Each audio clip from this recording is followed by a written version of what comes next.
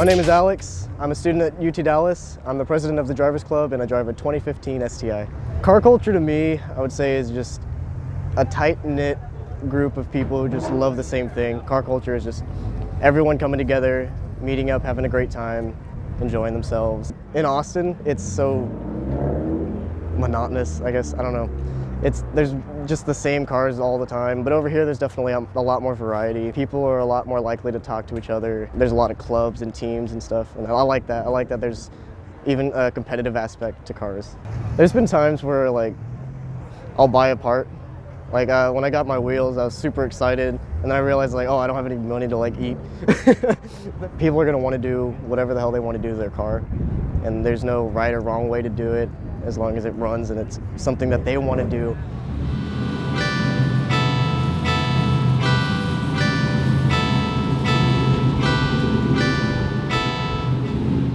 My name is Justin Smisher. I'm currently a student over at UT Dallas. I'm a freshman studying computer science. I drive a 2007 Subaru Impreza WRX wagon. Car culture to me is about taking something, whether it's a $1,000 car or a $100,000 car, and basically expressing your ideas, your vision, your passion for a motor and four wheels. It could be a junk beat up car that you go drive every day and drive as hard as possible, or this super car that you just take somewhere and park it and show it off. It's not about what you have, it's about how you express yourself with it. So for me, what inspired the whole love for cars and all of that passion in the first place was my dad. About 12 years ago, he brought home a 1971 Oldsmobile Cutlass convertible, and that was really the Kickstarter for me. It was the first car that ever was around that I got to learn on, I got to work on it with him. What inspired the current car that I'm working on, my Impreza, was there's two people in particular. One of them is Andrew. He drives actually the same exact model car as mine, same color, the World Rally Blue that Subaru has. And his car is basically the idea of what I'm building my car towards. It has flares just like my car does now. He has different custom headlights, different wheels. It's on air ride. Someone that I've actually grown to know pretty well, his name is Ivan. He drives a Blobeye wagon that has gone through numerous phases since I've talked to him, and he's been a really good friend of mine and an influence in my car. For me, I know the biggest thing that I typically do when I have a question or a problem is I'll just hop on Facebook. There's numerous Facebook groups dedicated to Subarus. I'll make a post in there, or I'll kind of search through other posts that people have already made, whether it's regard to like fitment of the wheels that I'm looking at, how to fix something. Consequences are definitely kind of the defining point, I guess, of like car culture in a sense. As a car culture, we'll drop our cars to insane low ride heights, like inches off the ground. The thing I like the most about the modern car scene, the way things are, is the diversity. Because you'll go to a car meet and you have my car, 2007 Subaru, flared, lowered, on white wheels. It's a blue car with white wheels, so it kind of stands out a bit. Then you go a couple cars down and there could be a Porsche 918 Spider, $1 million supercar, just at the same parking lot. And then you go across the lot and you have some classic muscle car there. There's an increasing diversity of different builds, different styles. People go for track builds, stance builds where they just completely slam their car. A never-ending diversity for what people will do and can do with their car. So as far as our car meet in particular goes, the car meet that we have at UT Dallas, one of the things that I personally like a lot is we're very good about making sure that no one's gonna do anything that's not in the rules. No revving, no burnouts, anything like that, because we're right next to where people sleep. When people come in, we take a picture of their license plate, and we've gotten all sorts of crazy looks, like why on earth do you need to take a picture of my license plate? I'm just gonna be at a car meet. Well, it comes down to, if you're gonna sit there and you're gonna rev through the whole parking lot, in a parking garage, the sound resonates. It gets very, very loud, and it echoes throughout the entire campus. And we don't wanna lose our privilege of being able to take this spot that has grown over the years so much to this huge event. We don't wanna lose that privilege because of a couple bad people revving and stuff. So we're very good about being very strict on it. Some people don't like how harsh we can be, but it's the fact that we don't want to lose our privilege. We don't want to be strict on people. We don't want to ban people from the meets, but when they're going to sit there and cause problems that we could potentially lose the meet to, That's a big thing that I like, is we're not afraid to put our foot down when we have to, and that's the thing that I definitely think is very important for people with car meets.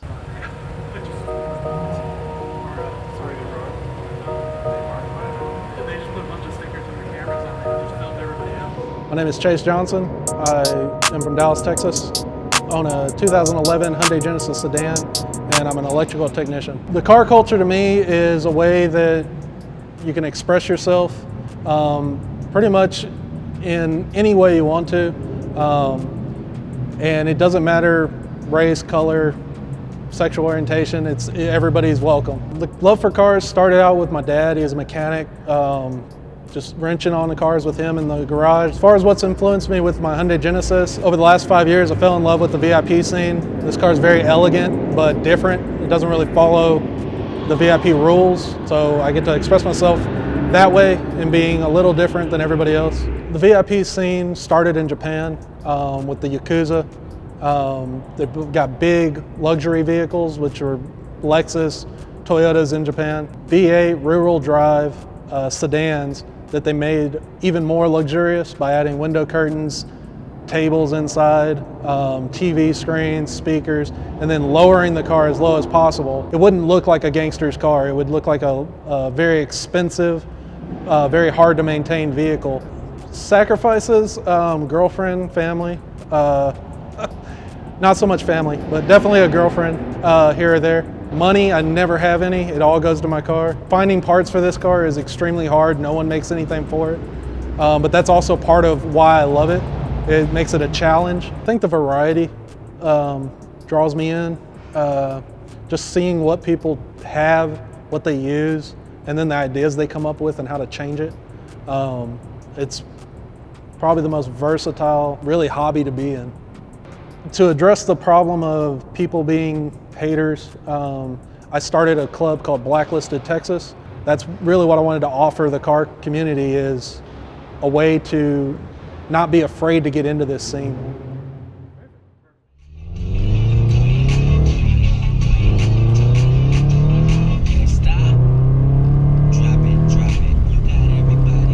My name is Fez Barber. I'm a senior in mechanical engineering. I'm an officer for the Drivers Club at UT Dallas, and I'm an officer for UTD Motorsports. To me, there isn't really one definition for the car culture. I think there's different subsections of it. There's track car people, there's people that want to slam their cars, there's other people that want to focus more on function. If it was one thing, it would be we're all just car guys that come together, and we all love cars, and we all have different goals and passions for our cars in a way.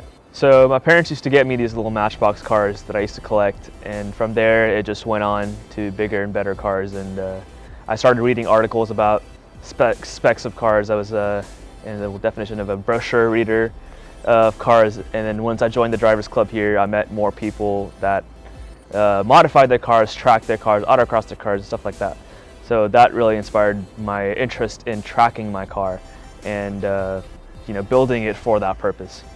So I own a 2015 FRS, and I've always wanted an FRS. I read about it when it was first a concept, and there's just the rumors about it. So once I finally got it, I met people here that own these cars too, and they autocrossed it, and that kind of inspired my build. The way I've built it so far is on total budget base, because I am a college kid.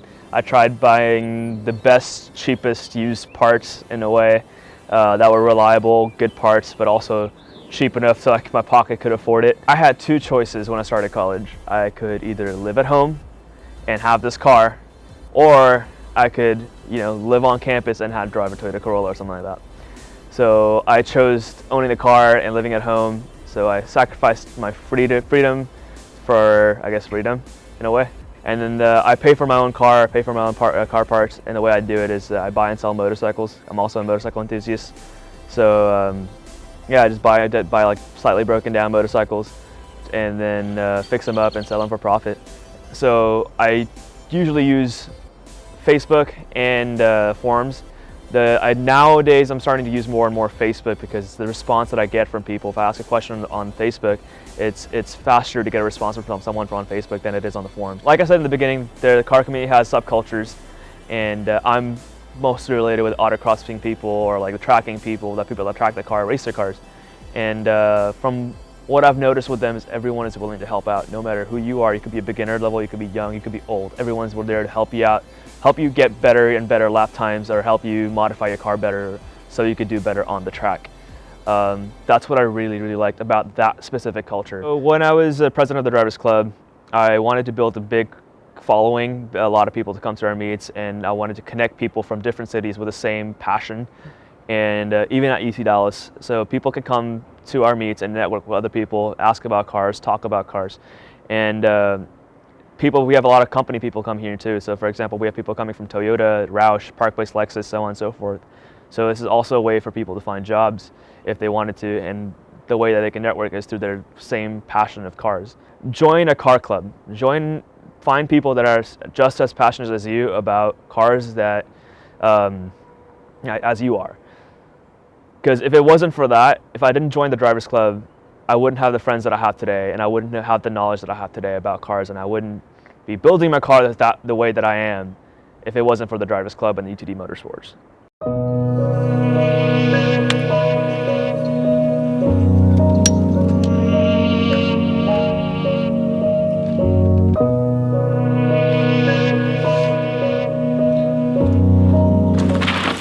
My name is Dylan Carroll. I'm a UTD alumni, and I'm also a UX UI designer here in Richardson. And I drive a 2017 Subaru Outback. I think car culture is like an extension of your own personality, much like clothes are, the shoes you wear, or anything like that. When I went to go buy my car, I thought about my own sense of style and what I like and how I think my style is. When I think of myself, I'm really outdoorsy. I like to go bike. I like really rugged looking things. And I tried to match that with the car. So what sparked my interest in modifying my car was I wanted to be able to take my car anywhere. So whether that be on a 1,000-mile drive to Colorado or to the trail or just a little off-roading, I wanted the tires and the wheels to be able to take me to those places. I mean, much of the modifications, like the awning we're under right now, helped me to get to those adventurous places. Some of the influences, I mean, we all surf and look up YouTube videos and Instagram videos, and we all have our sources of inspiration. Mine happens to come from Instagram. I follow a lot of guys who take their own lifted Subaru Outbacks to places, and sort of that's where I've gotten my inspiration to make the modifications I've made and to take my car the places I take them. Lifted Subarus in the Dallas area are not a very big thing, so that's another reason it's really interesting to me, is because not very many people make these modifications to this specific car. So that's what makes this car special to me. However, it is really popular in Europe. And I believe Canada as well. So there's a whole group of these riders who have their own lifted Subarus, and they even lift up Subaru WRXs as well. So it's pretty sick what they do. I know in Dallas we have a Subaru WRX STI culture here as far as street cars, but that Subaru club in terms of lifted Subarus is absent here in Dallas. But I follow a group of guys in Canada that have their own Subarus, and I sort of take inspiration from their cars and what they're doing, whether that be lift kits, tires, rims, the awnings, a lot of overland features. No consequences. This car is a very safe car. It's got a bunch of different tech in it, which is another reason I really enjoy this car, is because I'm in the tech industry and I really appreciate the design work, appreciate the technology that was put into this car. That'd be some of the self-driving features, being able to tag a car in front of you and follow it at its same speed. I'm not really big into like groups as far as Subaru culture here. However, I will say in passing on the road, or I'll pass a WRX and they treat me as if I'm in those same supercars because of the modifications I've done on this car. So I'll get a little wave, or they'll roll down the window and talk to me about what I've done to my Subaru and how it looks different and how they've never seen it before. So that's pretty cool in terms of that culture, like being appreciated by the street street car culture as well. I'd say it's not necessarily what I don't like about the car culture, it's more usually when I pass a Subaru Outback, it's 67-year-old woman with her big shades on. No negativity, there's no disappointment in the car culture here. It's just I wish a lifted Subaru community existed more in the Dallas area. Some people think of a car as just a piece of property that gets you from point A to point B, and it's as simple as that. It's something that I personally have been thinking about since I was a kid, like what kind of car do I want? Do I want a Lamborghini? Do I want this and that? It's years and years stacking up, anticipating, buying your first car. And this is my first car. And when I bought my car, I wanted to get the car that I saw a future for, that I could modify and make it my own, different than any other car on the road. People value having a car, having it look the way they want, drive the way they want to go fast, they want to go off-roading, they want to go up hills. A car is more than just like a hunk of metal. It enables you to go on ventures. I'd say that's the value in owning a car that you can modify and make your own.